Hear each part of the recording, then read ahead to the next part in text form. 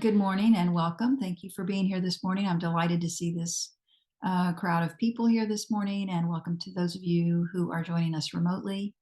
My name is Rosette Garcia. I'm president of the League of Women Voters of North County, San Diego. And this is our 2024 election season kickoff, where you'll be hearing all about league activities during this important election year. As you see on the slide, I've provided you with what we're going to be doing this morning, with beginning with the welcome. Then we're going to spend a minute honoring one of our longtime, very dedicated league members, Suzanne Carnero. Then we'll move on to an introduction to voter services and look at a couple of the volunteer opportunities available there now. Then we'll hear from our Registrar of Voters, Cynthia Paes, who's going to talk to us about what's going on over at the ROV and spend a little bit of time telling us about why our ballot process is secure and why we should trust the results that they report at the end of an election.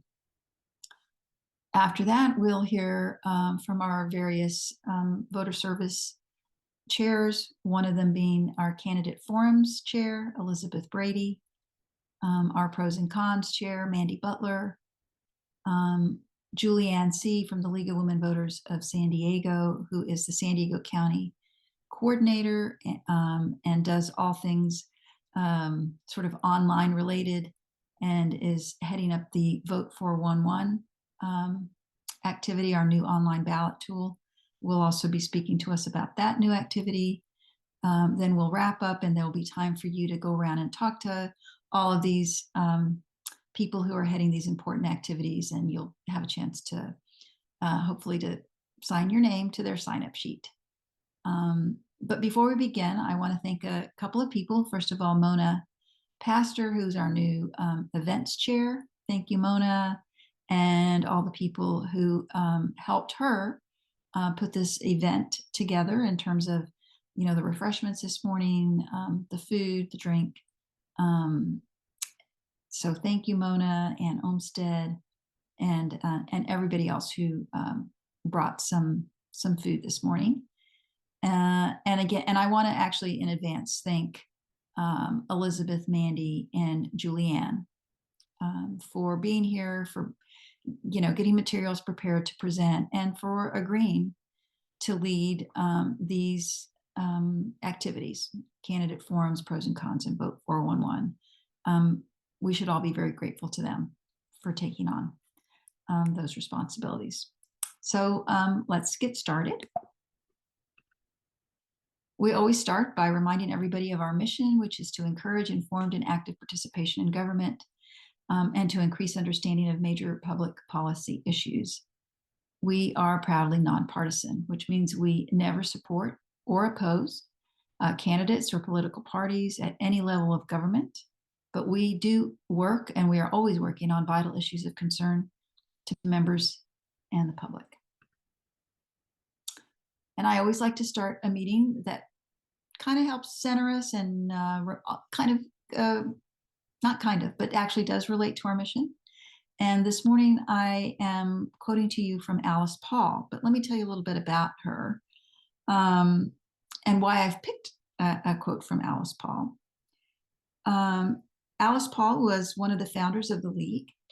She was an impressive woman of her time and truthfully of any time. She graduated from Swarthmore, got her PhD from what is today Columbia University, and she was an unwavering person, an unwavering, sort of advocate for getting women the right to vote. She employed militant protest tactics, including hunger strikes and protest marches. The largest one in 1913 at the Capitol, where 8,000 women showed up to demand voting rights. So if you've ever been involved in a protest, that they originated from Alice Paul. She began advocating for the Equal Rights Amendment after the 19th Amendment was passed, which granted women the right to vote.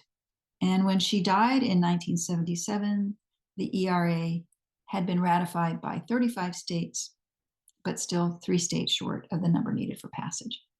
So the reason I am quoting from Alice Paul is because Suzanne Carnero, who we are honoring this morning, is a fan of Alice Paul's.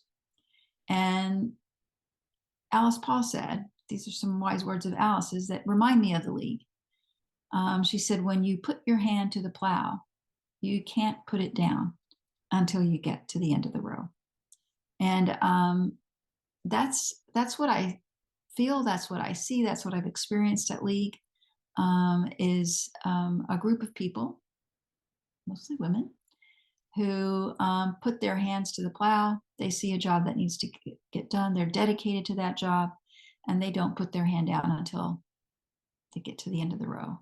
And I know that when I do that and I need help, that there will be people alongside me whose hands will stay there until we've finished the job. So just a few words about Suzanne Carnero. She has, since at least 2006, been doing a lot of work for the League. She was the person who headed up coordinating the Smart Voter online ballot tool. And she was our webmaster for many years.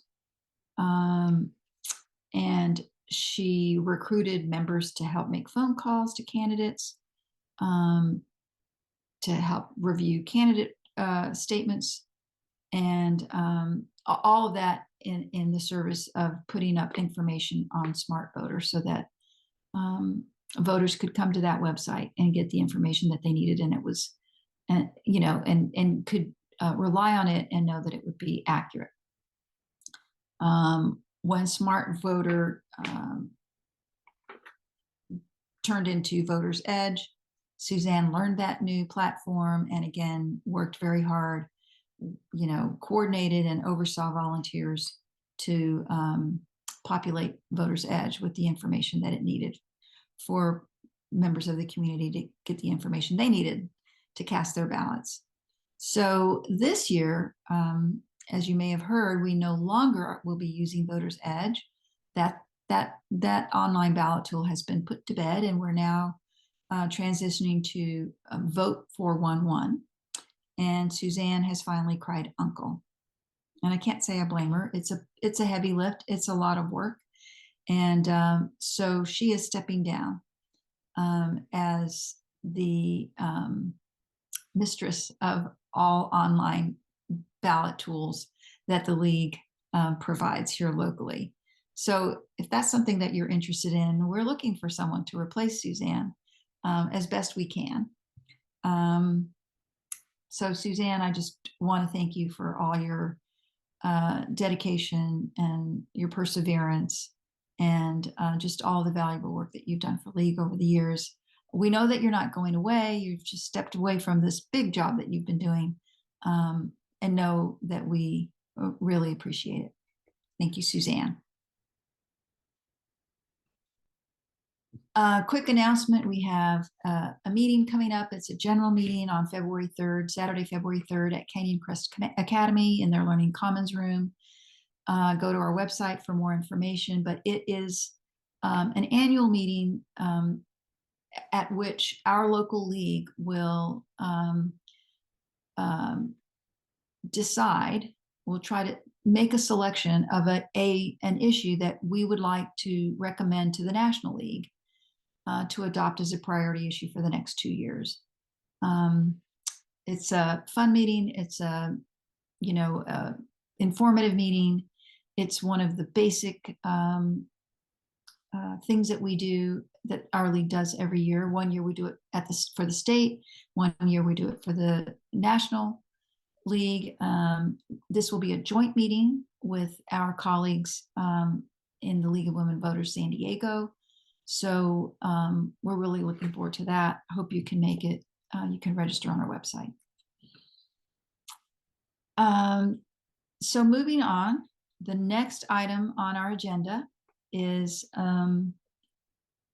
our voter service. That basically everything that we do is called voter service, and within voter services, we have voter registration and education, we have candidate forums, we have pros and cons, and vote 411. And what I'm here to talk to you about is voter registration and education. We currently don't have anyone who's leading that effort. So if you're interested in, coordinating the volunteers to show up at events that we're asked to come to and register voters, please let me know. We need someone to fill that job. But since we don't have anyone, I'm the person who's going to tell you a little bit about that. Within that voter registration and education, we have this new program that we're really excited about, and it's our Youth Voter Initiative. And we're really, it has so much potential. We're excited about getting out into the community in high schools and at colleges to register young voters and motivate them to actually vote. You may not know this, but young voters, 35 and under, sort of the 18 to 35, but in particular the 18 to 24 year old age group, are the voters that show up at the lowest rate. They have the lowest turnout rate. And even in 2022, which was one of the highest turnouts in history, voters 18 to 24 years old showed up at a rate of about 50%. So about half of the registered voters in that age group, 18 to 24, showed up to vote, 50.1%. So that's not bad, but that means half of them didn't. Half showed up, half did not. We think we can do better, certainly in North County, and thanks to Jill Cooper, we've got this committee up and running, and we've already done a couple of events. We've got a couple of big ones coming up, and Jill Cooper is actually the person you see in the center wearing the blue sweater, and she's here today, and so you can talk to her today, and you can also reach her on email. You can find her on our website if you go to the Our Work tab and look for voter services. She's on there. So if you're interested in getting out into high schools and colleges and working with young students, registering them to vote, getting them excited about voting, this is a great opportunity. So what you need to do is sign up to attend when we have the opportunities, attend in-person voter registration events at area high schools and colleges, and present information to students. Sometimes it's just registering voters. Other times we're actually doing a PowerPoint presentation that are kind of fun. We hope they're fun. The time commitment is 1 to 2 hours per event plus the driving time. And they're all typically during school hours, so also during business hours. And you can volunteer as your schedule permits. So if you're available during when an event is taking place, you say, yes, I can do that one, but I can't do the next one. So it's very flexible in that way. You will need to complete some training. Everybody has to be trained to register voters. And then there are, I would say often there would be maybe a prep meeting that wouldn't take too long before an event, especially if we're doing a presentation. If it's just voter registration, there wouldn't be a prep meeting. But if it has to do with presentations and education, then there will probably be a prep meeting in advance of that. And again, this is a really fun opportunity. We're really excited about it, and hope you'll think about volunteering here. The next opportunity has to do with registering voters who are on parole or in a detention center. And we do have an event that we've already scheduled, and we're looking for volunteers at the Vista Detention Center. It's on January 29th. But we will have these opportunities will come up from time to time. And it was really a process to get permission to do this. And these are people who are in a detention center for one reason or another, but they're still eligible to vote. And these are people frequently who don't even have never registered and really aren't aware that they can register and that they can vote. So it really aligns with our mission to try and improve participation from groups of people who have historically been underrepresented in elections. So again, this is the time commitment is about 1 to 3 hours per event, plus the driving time. And there is a specific training video for registering voters at detention centers. It's about 45 minutes, maybe an hour long. And everyone would need to get that voter registration training before they could go out and register voters. And we do periodically have someone from the ROV, Rosie Rascon, comes out to the league and does voter registration, either in person or on a Zoom call. So that's what we're looking at. Again, we don't have a voter service chair. Typically, there's a voter service chair who sort of coordinates all the different activities. And that person also sort of fills in the voter registration and education coordination. But if all you wanted to do was just sort of coordinate the voter registration and education piece and not be the voter service chair, either one of those jobs, we'd love to have someone fill those, one or both of those roles. So I sure hope that someone here will think about it and reach out to me to at least ask some questions and talk about whether or not you might be able to help us out. Easy to reach me, president@lwvncsd.org, or talk to me after the meeting. So I think with that, we are going to move on to Cynthia Paes, our headliner, the Registrar of Voters.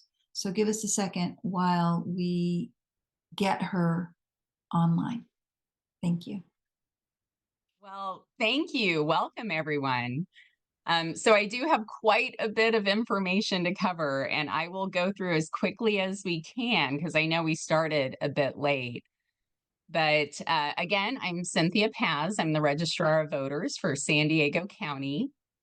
And I wanted to share a little bit of information about how we conduct elections in San Diego County, as well as some of the security efforts behind our operations. Okay. Under the California Voters' Choice Act, every eligible active registered voter in San Diego County automatically receives a ballot in the mail nearly a month before Election Day. Voters choose when, where, and how they vote. Elections are no longer a one-day event. There is no need to wait until Election Day to cast that ballot. Voters can return their ballot in the mail or drop it off at one of over 140 secure official ballot drop boxes or at any vote center. Your mail ballot return envelope is postage paid, so there is no need for a stamp. Voters also have the option to vote in person at any one of 200 plus vote centers located across the county, open for multiple days. Why the change?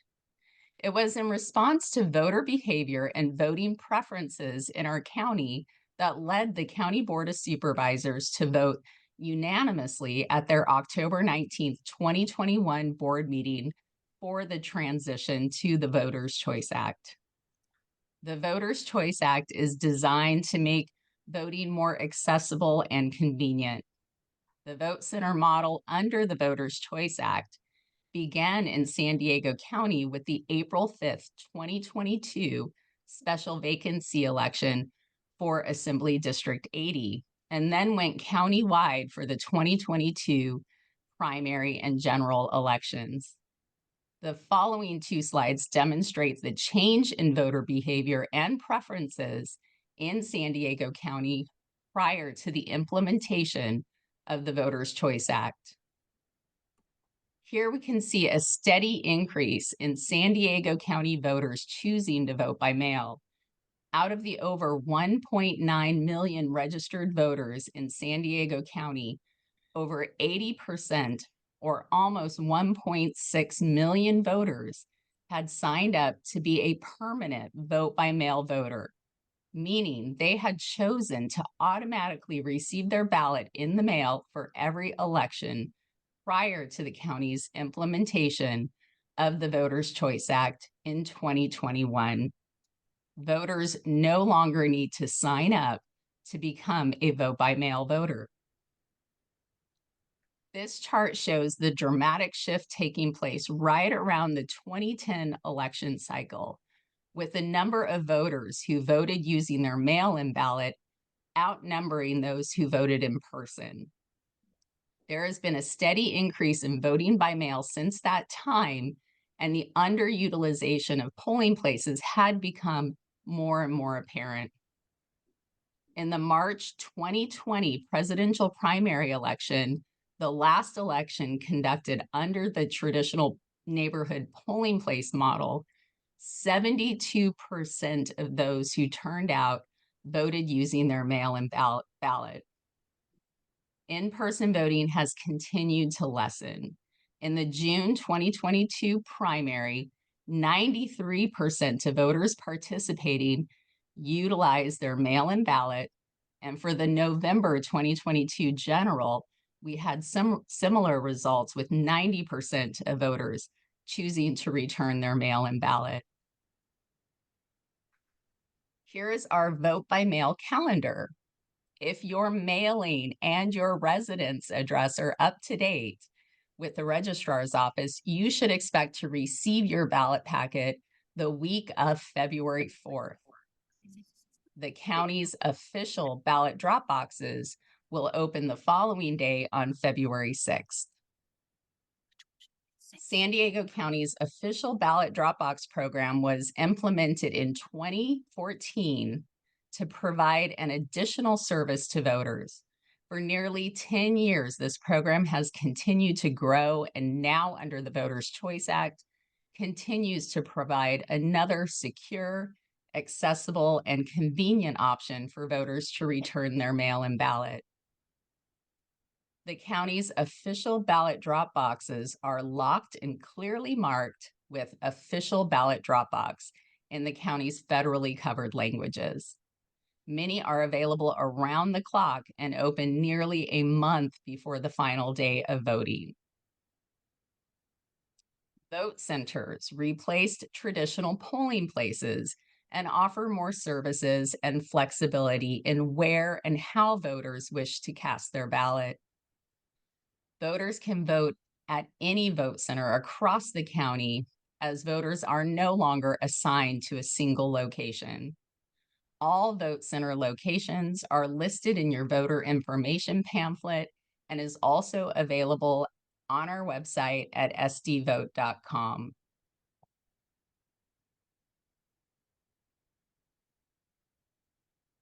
Here is our vote center calendar.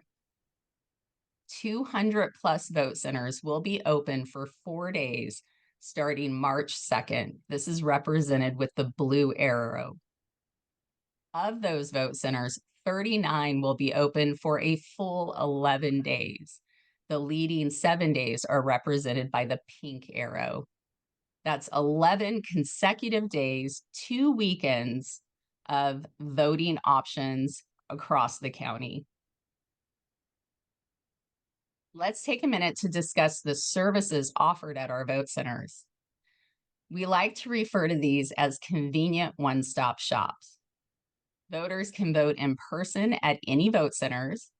Voters may choose to carry in their official ballot received in the mail, go through the check-in process, sign the electronic roster, and cast that ballot directly into the ballot box without the need for an envelope. Accessible curbside voting is available at all vote centers. All vote centers have a full deployment of touchscreen ballot marking devices, which have the capability to bring up every ballot type in the election. The ballot marking device is what allows you to vote at any location. For example, in the November general election, in the November 2022 general election, there were nearly 4,000 variations of the ballot, and voters could go to any vote center for any one of those ballots. The ballot marking device does not tabulate or count any votes, and it does not store any voter information or voter choices.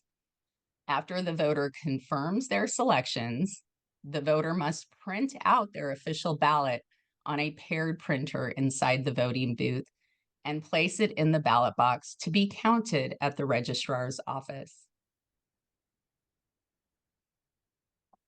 The ballot marking device is fully compliant with the Americans with Disabilities Act and lets voters go through their ballot independently and privately with a touchscreen tablet with options to change text size and contrast, a handheld controller with large buttons and braille, headphones and audio instructions, along with privacy masking for voters who are blind or with low vision to ensure their votes are kept secret, and the ability to use their own paddle or sip and puff assistive devices.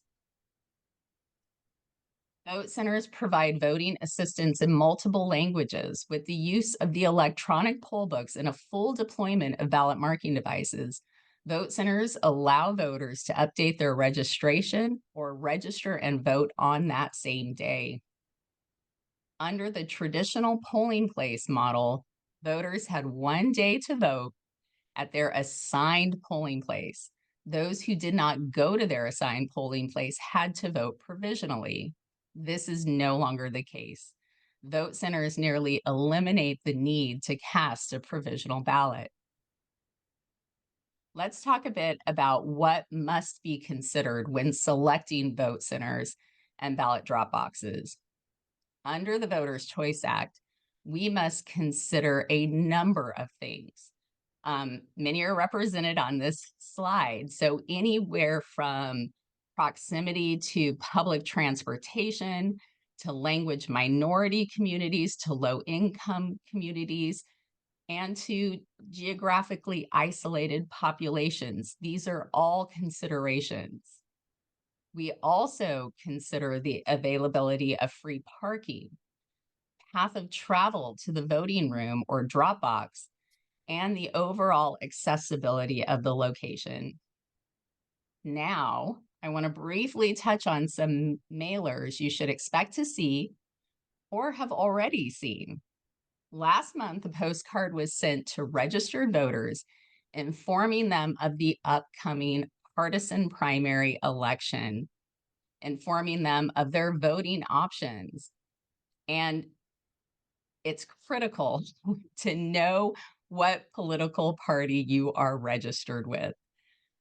So this just provide information to give voters a heads up to check their registration, know how they're registered to vote heading into this partisan primary.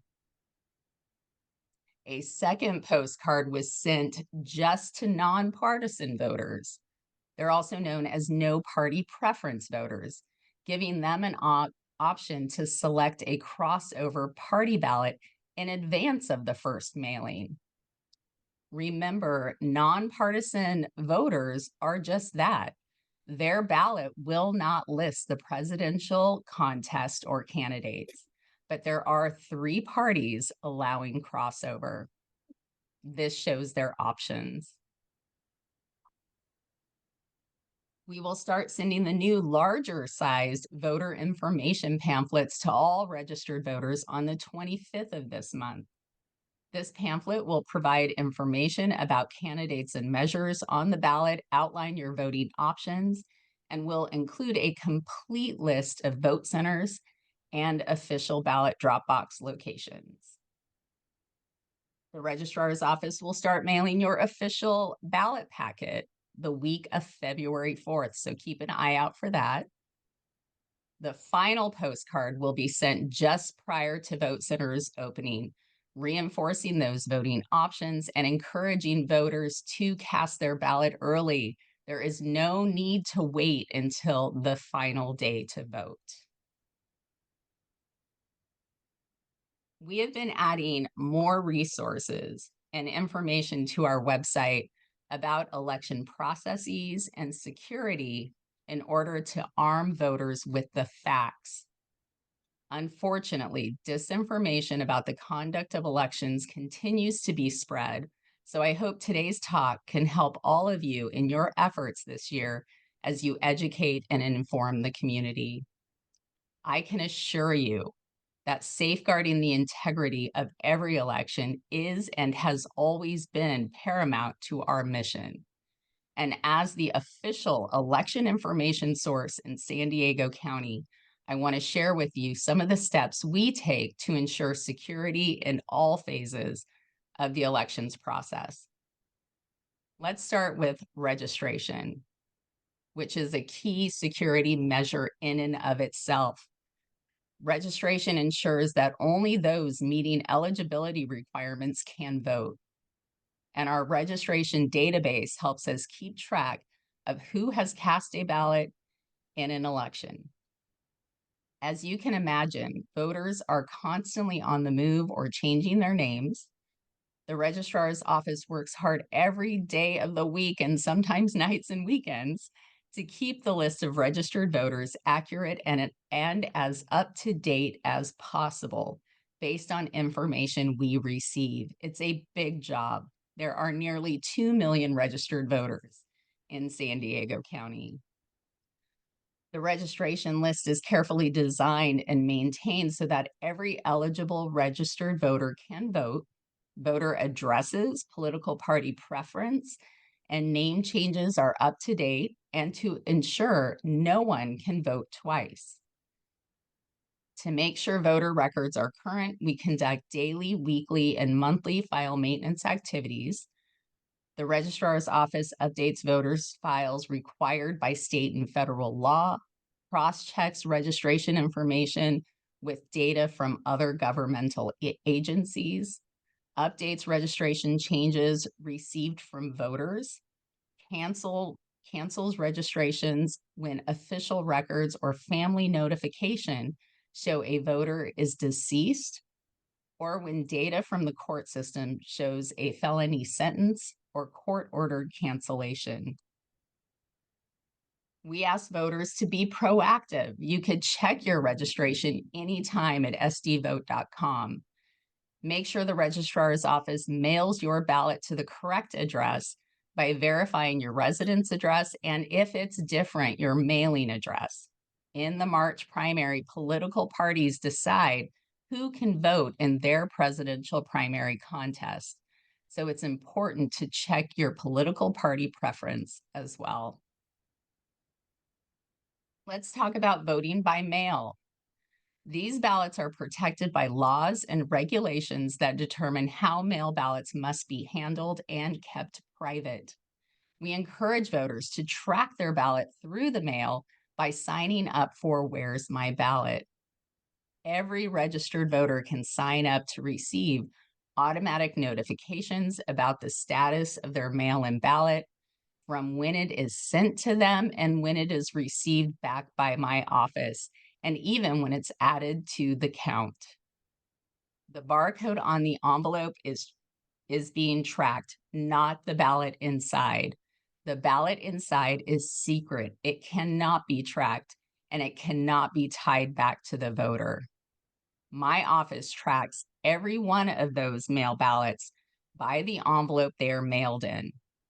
So when someone makes a mistake or misplaces their mail ballot, we can suspend the misplaced or damaged ballot packet and reissue that voter a new one. If a person tries to vote twice by returning both ballots, our system is going to stop one of the two ballot envelopes, and only one of the two will be counted. These types of cases are also referred to the district attorney's office for appropriate action. The county's official ballot drop boxes have several security features. All boxes are constructed of high-grade, heavy-gauge stainless steel to withstand vandalism and weather. They are designed to prevent physical damage and unauthorized access to the mail ballot envelopes inside. They feature double locking access doors, anti-pry door jambs, and other anti-theft construction measures. And they have robust locking mechanisms for both the ballot slot and storage compartments to ensure ballots cannot be tampered with while in the box, nor be removed by anyone other than the registrar's authorized ballot retrieval teams. I do want to spend a little bit of time here talking about the life cycle of your ballot. First of all, ballots are printed and inserted into ballot packets by our print vendor that has met the California Secretary of State's certification requirements to produce ballots for elections conducted in California. Ballots are printed using strict requirements such as proper paperweight and ballot image. The image contains an election-specific tint and watermark designed by the Secretary of State's office for the current election. The voter's name and unique barcode is printed onto the outside of the outgoing and return envelopes, not the ballot. This is a complex and carefully managed process because every active registered voter must be sent a ballot that corresponds to their correct precinct and ballot type. Ballots are automatically mailed to all active registered voters through the U.S. Postal Service nearly a month before Election Day. Official election mail is never forwarded. If you receive official election mail for a previous or non-resident at your household, please write on the item "Return to sender does not live at this address" and return the item through the U.S. Postal Service. Any ballot packets mailed to the voters no longer living at an address are returned to the registrar's office, and this voter's registration status is flagged as inactive. Official election mail will no longer be sent to that voter until they have confirmed their new address.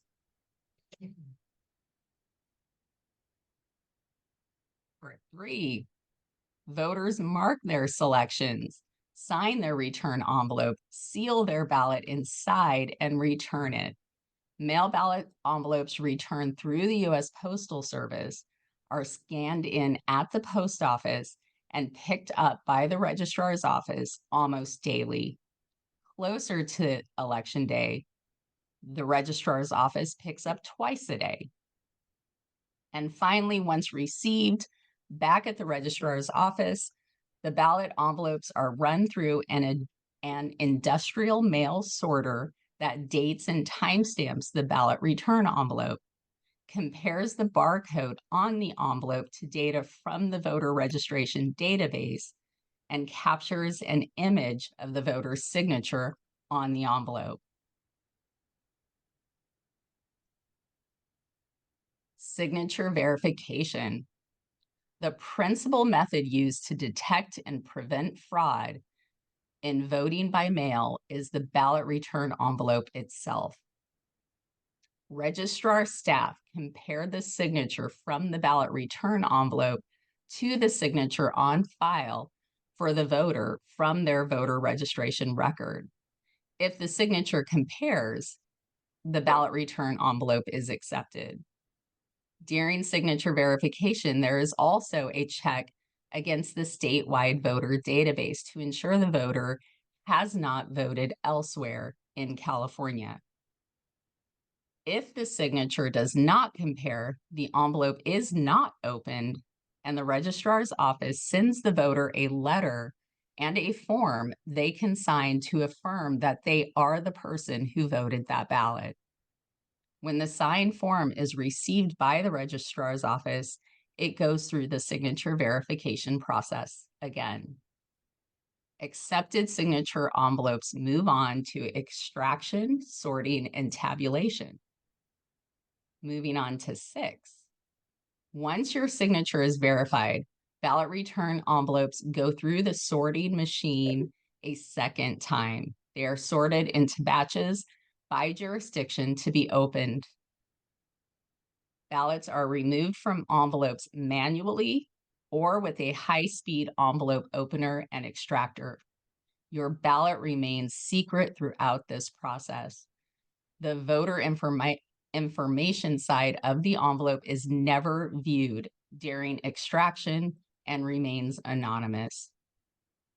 Empty return envelopes are sent to a secure room to be stored, and ballots are placed in a carton and moved to the ballot tabulation room to be tabulated. One of the hallmarks of the Voter Bill of Rights is that every voter is entitled to cast their ballot in secrecy and free from intimidation. The official ballot does not have the voter's information on it, nor any information that can be traced back to a particular voter. The Registrar of Voters does not know how a particular voter may have voted, and there would never be a record as to how a person voted. Finally, batches of ballots are run through scanners that read the marks on the ballots that indicate a voter's choice for contests and measures. Then results are passed to a tabulation computer. The ballot tabulation room is highly secure with strict access controls. Ballot tabulation is conducted on a computer located in the secure ballot tabulation room. The results from each scanner are sent to the ballot tabulation server through an isolated secure network that has no connection to any other network or the internet in any way. It is an air-gapped system completely secured in the tabulation room. Security of the ballot is of the utmost importance throughout the voting process and while in transit. 2 people are required to accompany voted ballots during transport to the registrar's office from vote centers and from official ballot drop box locations. All voted ballots are returned from vote centers each night after closing. All voted ballots are stored in secured locked areas within the registrar's building. During the canvass following Election Day, Registrar of Voters staff carefully go through all materials and voted ballots from every vote center to reconcile the number of voted ballots against signatures on the roster. A key component of securing our election is that our voting system is paper-based, meaning we have a paper ballot trail for every vote cast, whether by mail or in person at a vote center. Before tabulating any voted ballots for the election, each piece of voting equipment is put through logic and accuracy testing. The purpose of the testing is to verify and validate that the vote tabulation system has been properly programmed across all voting options for every contest on the ballot throughout the county. Various independent organizations, including city clerks, the County Republican Party, the County Democratic Party, the County Grand Jury, the Elections Integrity Project of California, as well as many of you have participated in the past in our public logic and accuracy test. Following each election, a publicly observable manual tally of 1% of mail ballot batches and vote center batches takes place. The manual tally is conducted again to verify the accuracy of the automated count across every contest scanned in by the ballot scanners. Prior to conducting the manual tally, up to 23 member boards are trained on the requirements of how to conduct the manual tally.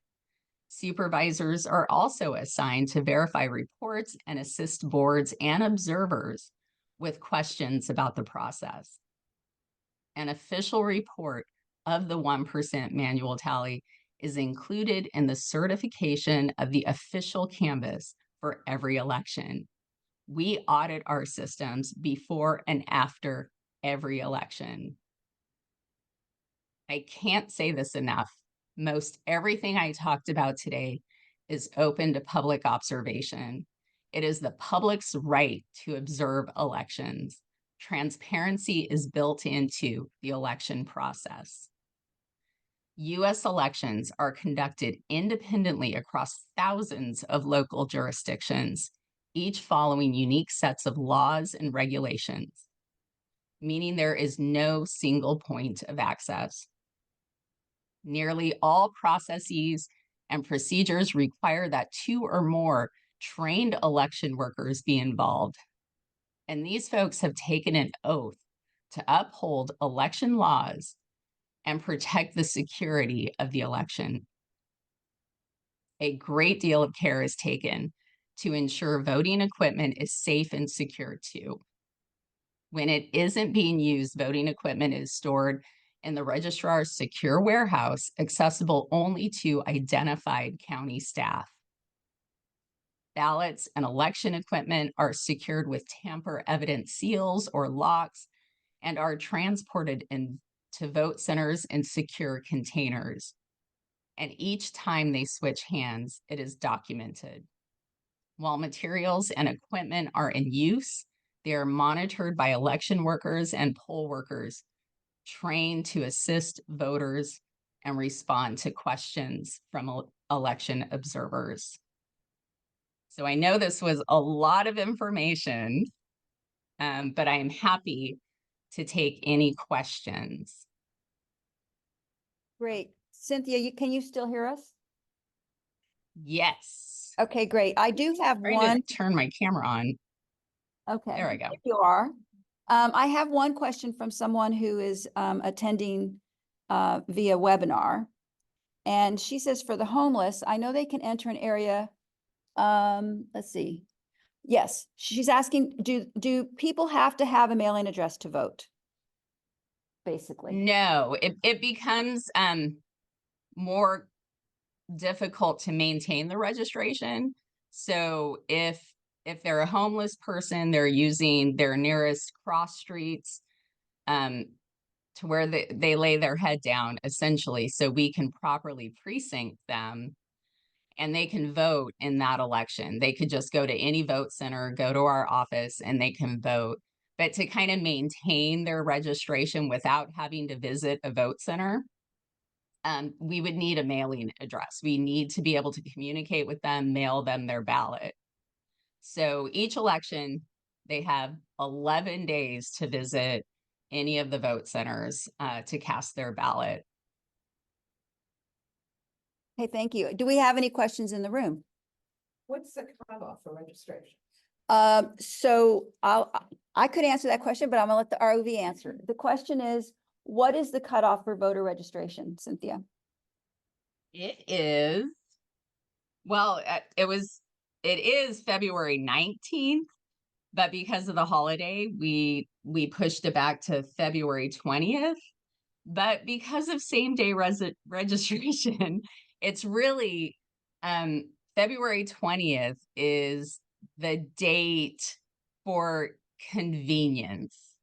If you wait until after that date to register, then it's just a little bit more inconvenient. You need to go to a vote center in person and register, vote. That ballot goes in a provisional envelope, or a conditional voter registration envelope is what we call it, essentially a provisional envelope. And once it comes back to our office, we verify the registrations. The envelope itself is a registration form, so we enter all of that information. If everything looks good and the voter hadn't voted anywhere else in California, we'll make that active and we'll count the ballot. So we encourage folks to register before the deadline because of convenience. Because if you miss that deadline, then you're not on the roster and you'll have to go through those extra steps, and it just takes a little bit more time.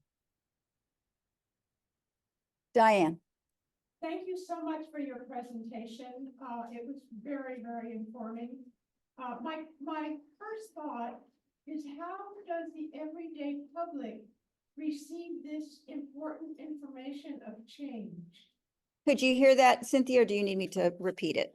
Yes. So we've been, these have been our practices all along, but we've never had to, we've never had this type of interesting climate of not believing that elections are secure. So what we've done is all of the information I covered today is on our website. We have a page dedicated to election security that breaks down all of those steps. We also have our election administration plan, which gets into how we comply with the Voters' Choice Act, our voting options, our media and our outreach, how we secure elections. It's about 100-page document, and that's on our website. So we're trying to push more information. We also have a robust social media plan going into each election, where we're doing those quick little messages about election security and how we secure elections. We try to highlight our audits when we're doing the 1% manual tally. We like to include little social media posts with videos kind of showing what we're doing. So that's how we're pushing information out. And then we're looking to our partners, like the League of Women Voters, who are out there in community getting out the vote, to be able to respond to these questions and help those that want to understand the process get the facts into their hands. Also, we have public observers. We have a robust public observation program. Members of the public come the days leading up to election, the days after the election, to observe all of these processes. Thank you. We'll take one more quick question. We really do need to wrap up. And then if you have any other questions, please write them down and we'll send them to the ROV, and I know they'll respond, and then we'll share it back with you. Carol, if you don't mind. I was wondering how many people look at an individual ballot for the manual count? That one I couldn't hear. Okay, and is that for the 1% count, Carol? Yes. So the question was, how many people actually look at an individual ballot when you're doing the 1% validation count?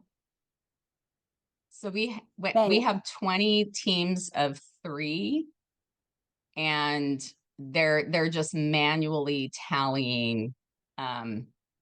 It turns out to be probably about 5% of the ballots in the election, because we have to cover all of the contests during the initial random selection of batches. If it doesn't, out of all of those batches, if we don't cover every contest across the county in the election, then we do more random selections to pull more batches in. Cynthia, so it's closer to about. I think her question was, let me repeat it. I might not have done a good job. She wants to know, for an individual ballot that is being manually counted, how many people actually count that ballot or handle that ballot? Is it 3? Is it 20? Is it 1? It's teams of 3. Teams of 3. Okay. So we have 2 talliers. Okay. And then a third that's kind of supervising, as well as the room supervisors. Great. Okay. Thank you. And again, thank you so much for taking time out of your busy schedule to speak to us today. I think we learned a great deal.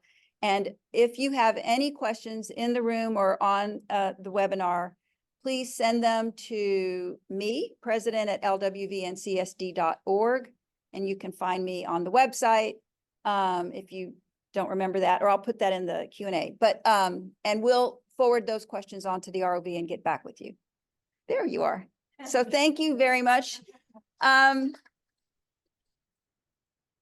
right, thank you. So now we're going to hear from our voter service team. And again, just to remind you, our voter service team includes voter registration, and that's underneath that banner is Youth Voter Initiative, Jill Cooper, who's leading that. And we don't really have someone leading the Vista Detention Center, but Karen Sutton had been working on that before, and she's someone you can speak with. And then we have next person that's going to speak is Elizabeth Brady. She does our candidate forums. Mandy Butler does pros and cons. And we have Julianne C., who is leading for the county, Vote 411. And that's it. So we're going to try and get through this quickly so we can end on time. Hi, I am Elizabeth Brady, a proud member of the League and the chair for the candidate forums for this election cycle. Thanks in advance for spending a couple of minutes listening to me talk about what I think are some of the greatest volunteer opportunities the League has, and just a lot of fun to participate in. If you have any questions about how forums are run or are ready to volunteer, please contact me at candidateforums@lwvncsd.org.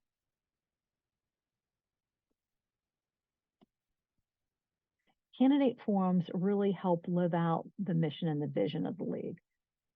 We believe in empowering voters, and we want the voters to have the knowledge they need to confidently participate in the election cycle. Candidate forums bring the community and the candidate together so the community can ask the questions that are on their minds. It avoids all the filtering we get with having someone else intervene or social media cast a certain slant on it. We get to know the candidates as they respond to our questions. When the League goes to organize a forum, we frequently partner with a local community group. The League will work with the local community group to set up the time and the place for the candidate forums. We then confirm that the candidates will attend and abide by the League rules, and we invite the community at large. We also do candidate forums without a local community group helping us. We're happy to do that, as our main mission is to make sure the candidates are visible to the voting public. But it does mean a little bit more work on our side. So if you like background work, organizing things, this is certainly a place for you to participate in candidate forums without being the face of the League. At the forum itself, it is the League that steps in and runs the League process. That process involves making sure that audience members write their questions on note cards. We'll provide the cards and the pencils to them and help them write them if they need it. Those questions then get collected by League members in confidence, they're not read, and handed to the trained question sorters. We have a lot of questions about question sorters, and the reason we have them is very straightforward. We want to make sure that any question that actually is asked to a candidate is relevant to the position they're running for. We also want to make sure that there's no obscenities or anything in the questions, and that they don't have long personal preambles, but are really a question that everyone in the audience is going to want to hear the response to. Those question cards are then fed on to the moderator, who does the final selection of what gets asked. When I moderate, what I try to do is make sure that if we see a recurring theme in the questions, that those topics get addressed with at least one question. To keep us all on track and make sure we can cover a decent number of questions during the forum, we have a timekeeper. The timekeeper simply tracks the time, and as it ticks down, they hold up a warning time left paddle to the candidates to help them wrap up their message and not run over. The candidate forum season is obviously wrapped around the elections. As you all know, our primary is March 5th. The ballots will be mailed that first week of February. We'd like to think that the candidate forms are all done before people get their ballots and start turning them in, but that's not quite the case. What we find in reality is that those candidate forms tend to bunch around that last week of January and the first couple of weeks of February. My personal goal would see that move up to before the ballots go out. We may do 1 or 2 primaries depending on how interested the public is in them. But where we really step up our game is in the general election. This year it's November 5th. That means ballots are going to go out in early October. We'll see the main crunch the very end of September and early October.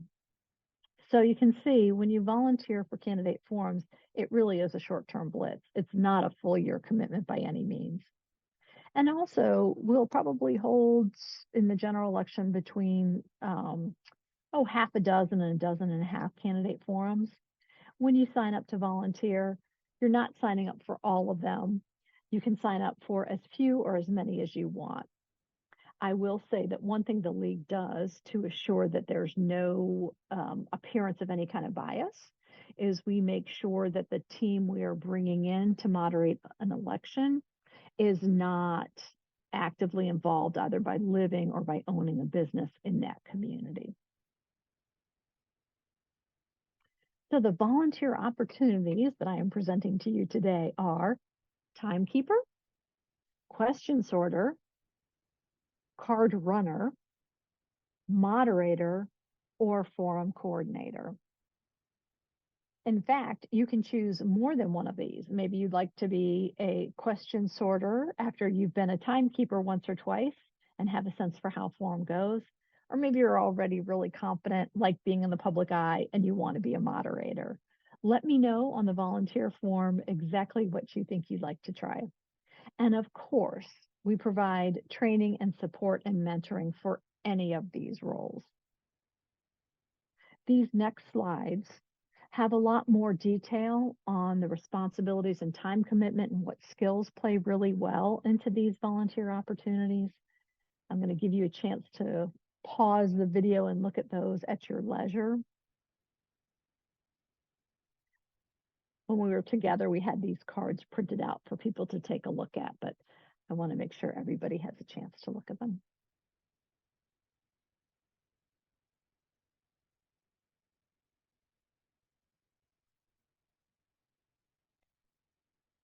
And why, of course, am I asking you to do this, aside from the fact that it really does live the league's mission? It's just a lot of fun. You get to see up close these candidates. You get to see what the community is involved in.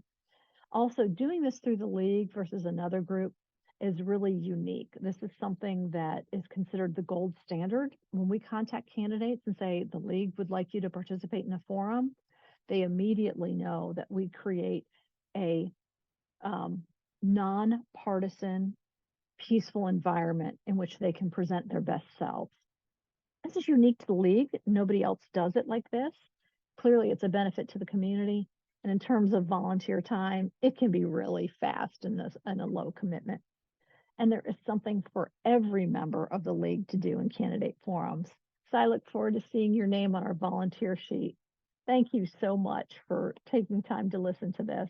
And don't reach out. Don't reach out.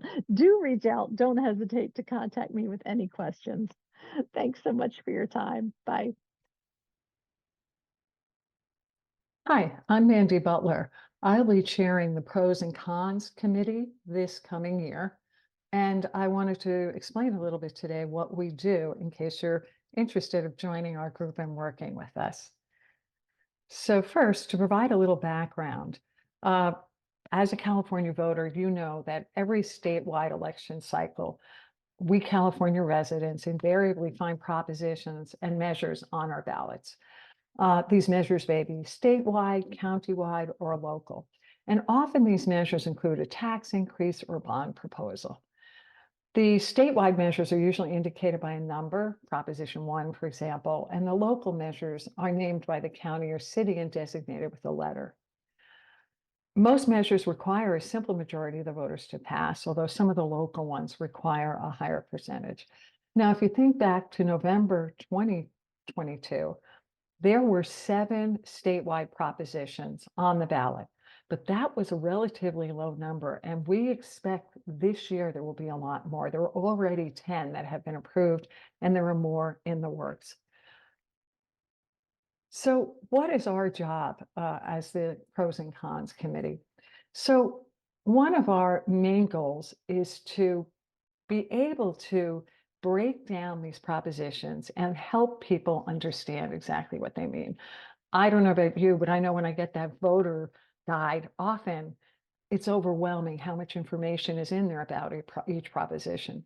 So our goal is to really simplify the message and be able to make it more comprehensible to the public, what each proposition means. So first of all, we start out by researching the ballot measures and preparing educational material for the public. And that primarily means making a PowerPoint presentation for either presenting live on Zoom or video, making a video and putting it on our website. And we present this information to the community and without expressing our personal opinions. That is one of our main goals, is to be as neutral as possible and just present the information. And I'll talk more later about exactly what we present. And the other thing is to just, encourage voter participation on these ballot measures. So what kind of information do we present on each proposition or measure? So first of all, we usually start off by giving some background. That is, what led to the proposition being initiated. Then we break down like what happens if this proposal actually gets approved? What does it mean? We also talk about the fiscal impact of the proposition. Finally, we also talk a lot about the pros and cons according to the supporters and opponents. A lot of people really want to see who's supporting this proposition, who's opposing it. And then we finally talk about how much money has been spent on each proposition, getting the proposition on the ballot and advertising it. So what are the possible roles you could play?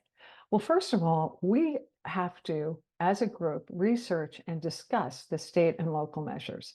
Now, the statewide League of Women Voters provides a lot of the content on the state propositions, but they do not provide any information on local measures.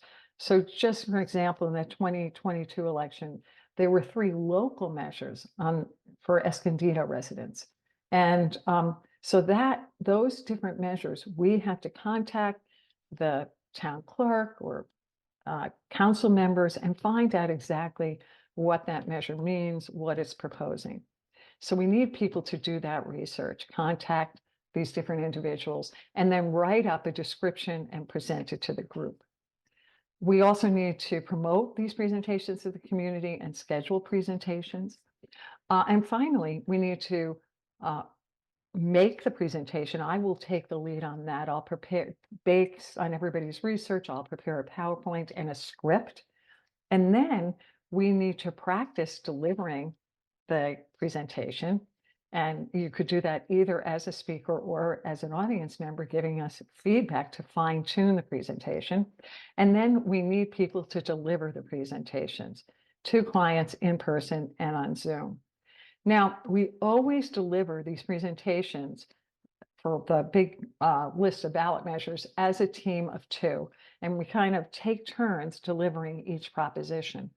And for those of you who might be interested in doing the presentations but are a little nervous, I hope to be able to make pairs of presenters such that we have an experienced presenter along with a new presenter, so that there would be somebody who's done this before along with you. And again, we will have practice sessions and we can explain the technology and so on. But we do really need presenters. So what's the time frame like for this? Well, again, because it's centered on the November election, we will probably start sometime in July, just having an initial meeting to begin discussions and assign potential roles. Then once August starts, we'll start researching the local measures. And then hopefully by mid-August, we can have people submit the research on the local measures. I can start working on the presentation and getting the PowerPoint ready. And then I'm hoping by the end of August, beginning of September, we can start creating and practicing the presentation. In 2022, most of our presentations were done in October, but we may get some more towards the end of September this coming year. We continued through the end of the month, and we spoke to over 20 organizations all over North County, all sorts of different groups, Fallbrook Democratic Club, the Rancho Santa Fe Democratic Club, the Lions Club of Encinitas, a mobile home park. So really varied groups that we spoke to. And we may even have more this year. We've already gotten requests from about 4 organizations who are planning their yearly schedule to set a date already in October. So we really would like to get as many people interested as possible as presenters as well as researchers. Now, the time commitment can vary. If you want to do research and based on after the 2022 pros and cons, Mary Thompson, who is the head of the committee then, did a survey to find out how much people spent, how many hours people spent. And a lot of people doing research said they may have spent 3 to 5 hours doing the research on these measures. Some people did more, spent as much as 10 hours. And then the presenters, you have to spend a couple of hours we'll spend practicing and going over the technology and so on. And then each presentation is probably an hour, but there's travel time. So if you want to be a presenter, it would be, I would think, at least 5 hours. And then depending upon how many presentations you decide you could give, you can add on a couple of hours for each presentation for travel and then the actual presentation. So in conclusion, I hope that you will join me in this endeavor. And again, here is my contact info. If you're at all interested, I'll be contacting people in the summer to get started on this. So I hope to hear from you. Thank you.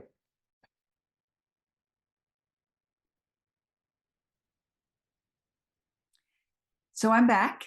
Hi, I'm going to be presenting to you on Vote 411, election information you need. It is the new online balloting tool that League of Women Voters is using now. And the coordinator for that here in San Diego County is Julie Ann C.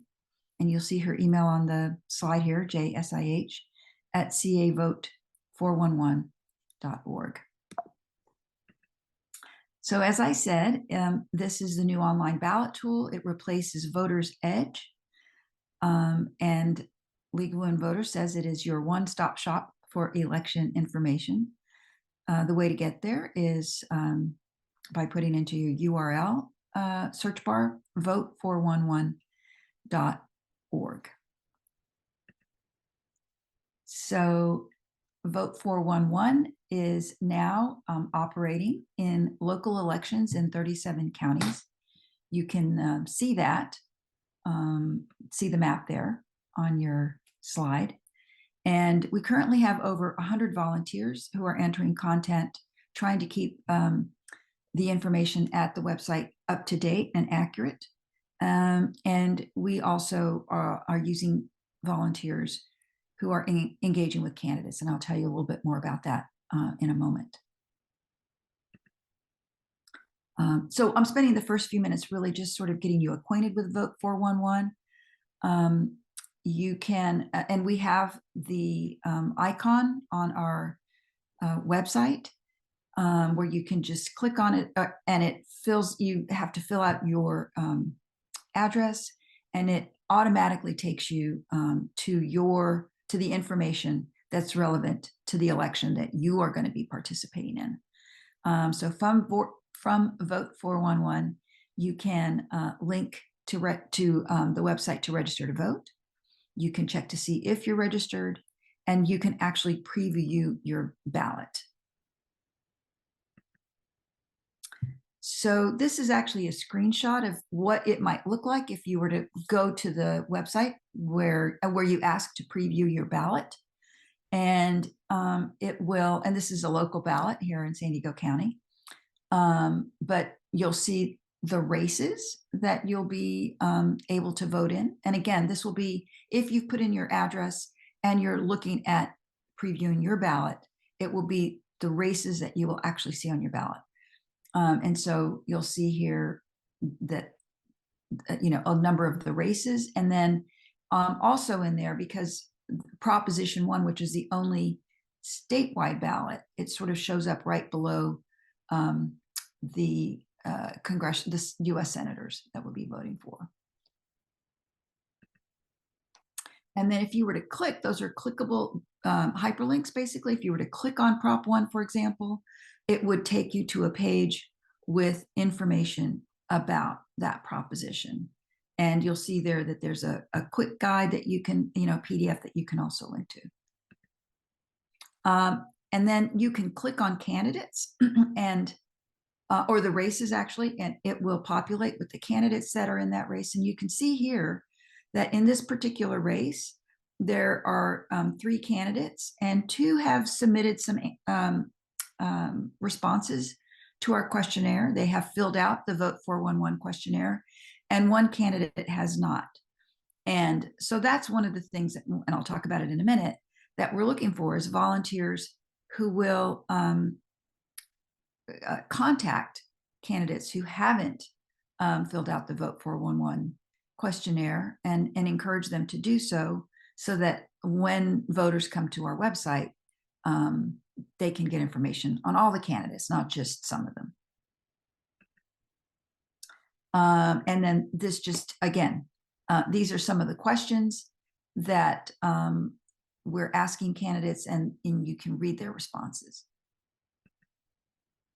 So what do we need in terms of volunteers, and what can you think about doing in this election cycle, not only in the primary, but actually in November? We're recruiting volunteers for both. We have a telephone team, and the responsibility is to call candidates to encourage them to fill out their profiles, as we just saw in a previous slide. This is a really flexible commitment volunteer job. You spend a little bit of time, about 15 minutes to 30 minutes with Julie one-on-one, and she'll sort of walk you through what you need to do. She'll provide you a script. And then there will be occasional drop-in Zoom meetings or office hours, if you will, if you're having trouble, if you have questions. And then you'll sign up for 1-hour shifts that are available in advance of the March primary election, and then in September and October, maybe starting as early as late August, to start contacting candidates and asking them to respond to the questionnaire for Vote 411. We also we need volunteers to participate on our research team. And the responsibility here is to actually track down candidates. Sometimes information about how to contact a candidate is not that readily available, strangely enough. So we need sleuths, if you will, online sleuths, to try and get that information and then feed it to our telephone team. And then these members of the research team will monitor, collect, and forward online news items on candidates and ballot measures up to the sort of the technical team that we'll talk about in a minute. Again, this is a pretty flexible job. You can do it from home, just like the telephone team. About 15 to 30 minutes of training, one-on-one with Julianne, drop-in Zoom meetings, and 1 to 2 hours a week of doing this research for Vote 411. Then we need local coordinators. Julianne is doing a lot of this work because we just haven't had enough volunteers, and so she's actually doing the local coordinator for the North County League and for the San Diego County League, and she's also the county coordinator. So she's got her hands full, and it would really be great if we could find another couple of people, especially for the November election, which will be a much bigger project to volunteer for this. So this is someone who, again, actually will need or will be willing to be trained in some more technical aspects of the Vote 411 website. You'll be in the back end of Vote 411. You'll be sending out bulk emails to candidates, managing submissions, uploading information that you've gotten from the research team. You can certainly be trained on this, but some aptitude or prior experience with, websites or just data entry, that sort of thing would be helpful. Or if you just have a knack for this sort of technical kind of work. The time commitment in terms of training is a little bit more involved because it's a more technical job. 2 hours of training. It would be one-on-one, again, with Julianne or maybe another member of the League of Women Voters California technical team. And then a little bit more time, again, but on your own, at home, very flexible, just, trying to keep up with the work. And it's about 3 to 5 hours a week. And the more volunteers we have, obviously, the less time each person will have to spend on this job. So anyone can help, even if you want to sort of drop in and drop out, by making those telephone calls. That's not a very technical job, and you can drop in for a week and help out, especially early on in the election. That would be great. You can actually be part of the team that thanks candidates once they've completed questionnaires. We sort of want to provide positive feedback. And that's essentially what we're looking for in terms of volunteers for Vote 411. You can contact me, Rosette, at the North County League, president at lwvncsd.org, or Julianne C. And again, her email is there. Please give it some thought. It will be fun. It will be rewarding. And it will be just so useful, not only for the League to have a good Vote 411 website, but for people who come to that website looking for accurate, nonpartisan, objective information. I think that's it. So thank you so much for listening to all of the volunteer opportunities that we have. Thank you so much for considering stepping up and lending a hand. And all of this work takes not only time and effort, but it also requires some financial support. So if you can, think about making a donation to lwvncsd.org. And if you're not a member yet, I hope you'll think about joining. You can go to our website to do both of those things. And then we'll take some questions and answers, but thank you very much.